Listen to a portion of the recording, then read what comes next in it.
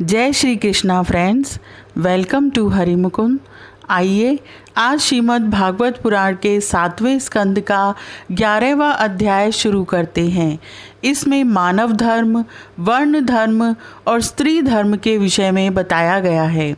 श्री सुखदेव जी कहते हैं, भगवान में प्रहलाद जी के साधु समाज में सम्मानित पवित्र चरित्र सुनकर संत शिरोमणि युधिष्ठिर को बड़ा आनंद हुआ। उन्होंने नारद जी से और भी पूछा।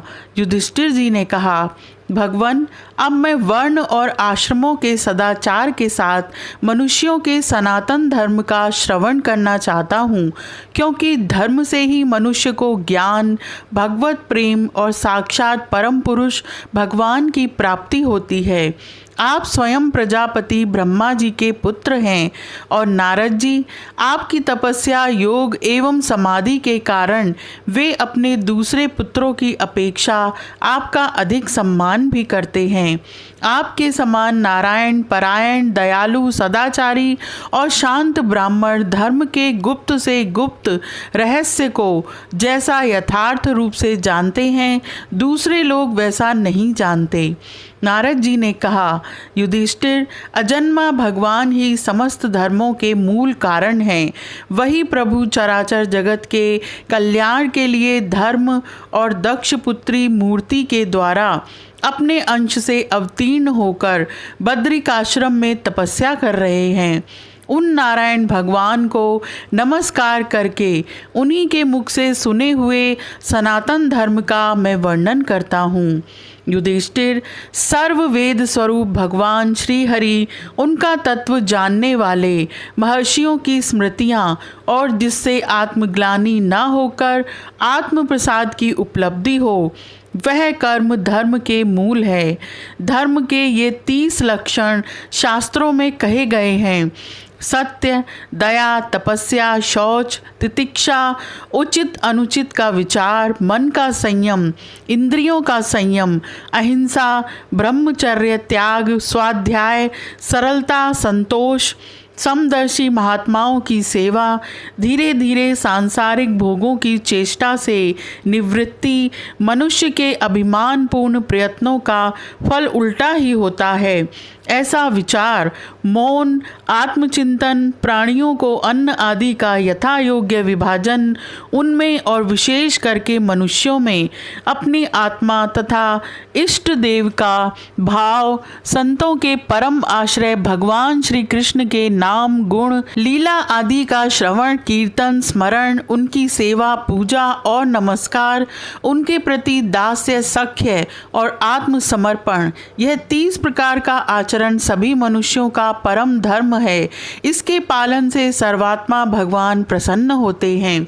जिनके वंश में अखंड रूप से संस्कार होते आए हैं और जिन्हें ब्रह्मा जी ने संस्कार के योग्य स्वीकार किया है, उन्हें द्विज कहते हैं।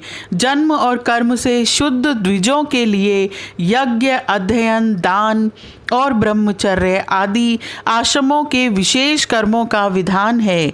अध्ययन, अध्यापन, दान लेना, दान देना और यज्ञ करना, यज्ञ कराना, ये 6 कर्म ब्राह्मण के हैं। क्षत्रियों को दान नहीं लेना चाहिए। प्रजा की रक्षा करने वाले क्षत्रिय का जीवन निर्वाह ब्राह्मण के सिवा और सबसे यथा योग्य कर तथा दंड आदि के द्वारा होता है। वैश्य को सर्वदा ब्राह्मण वंश का अनुयायी रहकर गो रक्षा, कृषि एवं व्यापार के द्वारा अपनी जीविका चलानी चाहिए। ब्राह्मण के जीवन निर्वाह के साधन 4 प्रकार के हैं: वार्ता, शालीन, यायावर और शिलोच्छन। इनमें से पीछे पीछे की वृत्तियां अपेक्षाकृत श्रेष्ठ हैं। निम्न वर्ण का मनुष्य बिना आपत्ति काल के उत्तम वर्ण की वृत्तियों का अवलंबन न करे। क्षत्रिय दान लेना छोड़कर ब्राह्मण की शेष 5 वृत्तियों का अवलंबन ले सकता है। आपत्ति काल में सभी सब वृत्तियों को स्वीकार कर सकते हैं। रत, अमृत, मृत, प्रमरत और सत्यानृत इनमें से किसी भी वृत्ति का आश्रय ले, परंतु श्यावन वृत्ति का अवलंबन कभी न करे। बाजार में पड़े हुए अन्न तथा खेतों में पड़े हुए अन्न को बीन कर शिलोच्च वृत्ति से जीविका का निर्वाह करना रत है। बिना मांगे जो कुछ मिल जाए उसी आयाचित वृत्ति के द्वारा जीवन निर्वाह करना अमृत है। नित्य मांग कर लाना अर्थात यायावर वृत्ति के द्वारा जीवन यापन करना मृत है। कृषि आदि के द्वारा वार्ता वृत्ति से जीवन निर्वाह करना प्रमृत है। वाणिज्य सत्यानृत है। युद्ध में उत्साह, वीरता, धीरता, तेजस्विता, त्याग, मनोजय, क्षमा, ब्राह्मणों के प्रति भक्ति, अनुग्रह और प्रजा की रक्षा करना ये क्षत्रिय के लक्षण हैं।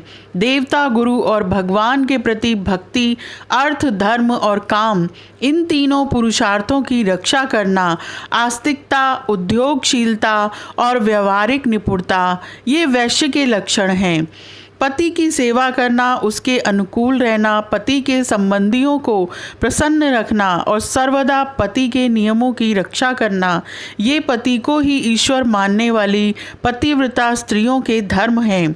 साध्वी स्त्री को चाहिए कि झाड़ने, बुहारने, लीपने तथा चौक पूरने आदि से घर को और मनोहर वस्त्र आभूषणों से अपने शरीर को अलंकृत रखे, सामग्रियों को साफ सुथरी रखे, अपने पतिदेव की छोटी बड़ी इच्छाओं को समय के अनुसार पूर्ण करे, विनय, इंद्रिय संयम, सत्य एवं प्रिय वचनों से प्रेम पूर्वक पतिदेव की सेवा करे, जो कुछ मिल जाए उसी में संतुष्ट रहे, किसी भी वस्तु के लिए ललचाए नहीं, सभी कार्यों में चतुर एवं धर्मज्ञ हो, सत्य और प्रिय बोले, अपने कर्तव्य में सावधान रहे।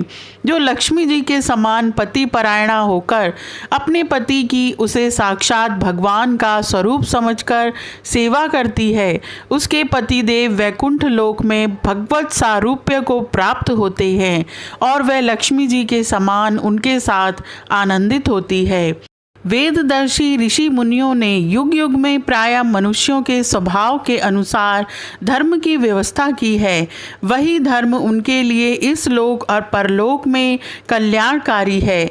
जो स्वाभाविक वृत्ति का आश्रय लेकर अपने स्वधर्म का पालन करता है वह धीरे धीरे उन स्वाभाविक कर्मों से भी ऊपर उठ जाता है और गुणातीत हो जाता है।